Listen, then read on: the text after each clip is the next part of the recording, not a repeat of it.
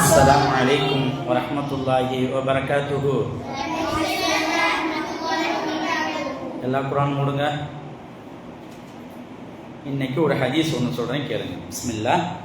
இன்ன மின் அஃலலி ஐயாமிக்கும் யௌமல் ஜும்ஆ ஃபஅக்ஸிரு அலைய மினஸ் ஸலாத்தி ஃபீஹி ஃபஇன்ன ஸலாத்தக்கும் மஅரூதத்துன் அலைஹி.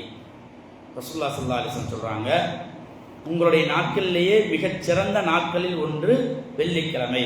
நாட்களில் சிறந்த நாள் எந்த நாள்? எந்த நாள்? வெள்ளிக்கிழமை. சரியா?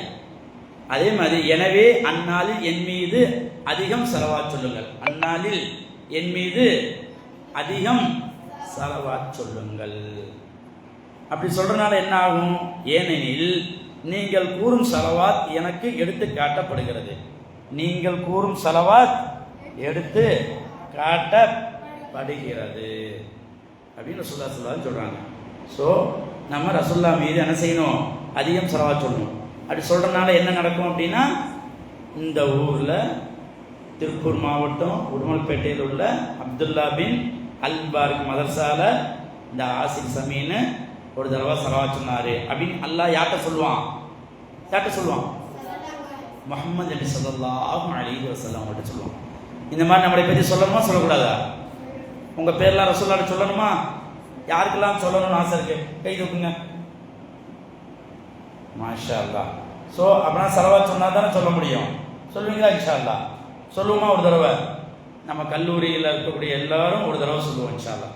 பிஸ்மில்லாஹிர் ரஹ்மானிர் ரஹீம். அல்லாஹும்ம ஸல்லி அலா முஹம்மத்